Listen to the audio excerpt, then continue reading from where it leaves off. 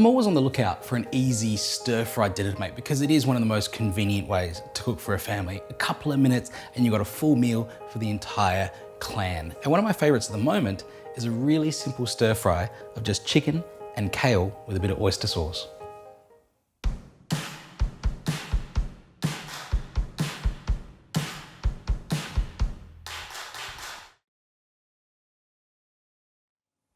I'll start with the kale.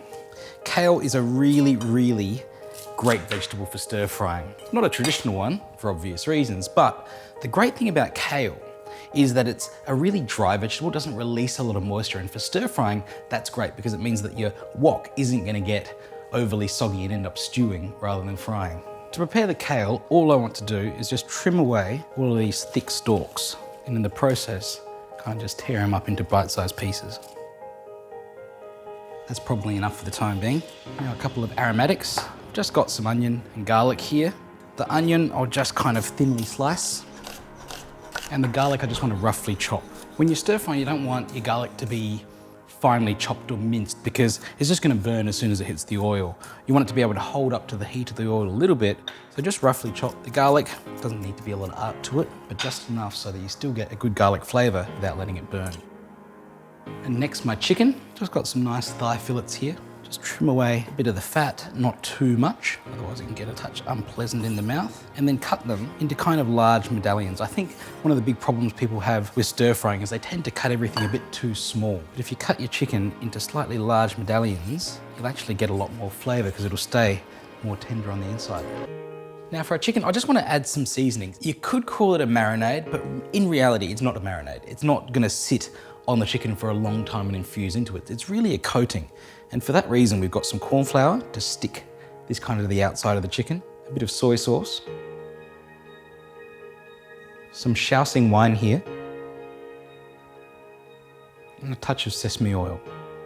Now what this does is, while the chicken's frying, the corn flour specifically is going to caramelize and sort of create a crust on the outside of the chicken. It's going to turn quite brown. It's going to give us a lot of flavour. And actually that corn flour too, once we get a little bit more flavour in our dish from some of these other seasonings, stock, etc., is going to help that flavouring stick to the outside of the chicken, giving us more seasoning and flavouring again. That's pretty much all of my prep done, and you can kind of see the way a good stir-fry dish comes together. You've got three main classes of ingredients. You've got your main ingredients, in this case, chicken and kale, and that's what defines the taste of your stir-fry. Then you've got some aromatics. They kind of boost the flavour, some garlic and onion here. And then we've got some seasonings over here, and this is one of the big misunderstandings when it comes to stir-fried dishes. The seasonings are there to boost the flavour of the main ingredients, not to define the flavour of the dish. Here's what I mean. This is a chicken and kale stir fry, so it should taste like chicken and kale. This isn't beef with satay sauce or sweet and sour pork, where it's supposed to taste of satay sauce or sweet and sour. What this is supposed to taste of is the key ingredients, not oyster sauce. Oyster sauce is there to bolster the taste of these key ingredients. That's all important. You shouldn't taste this dish and go, oh wow, that tastes oystery. It should taste chickeny and kale-y. Let's get over to the wok. So now it's all down to technique. You need a hot wok first, then add your oil in around the edges of the wok. And then first are our aromatics, our garlic and onion. These are really in there to flavour the oil. So once they've released their flavour, we'll take them out. They'll go back in later, don't worry. So now our wok's free to get a good crust on the chicken.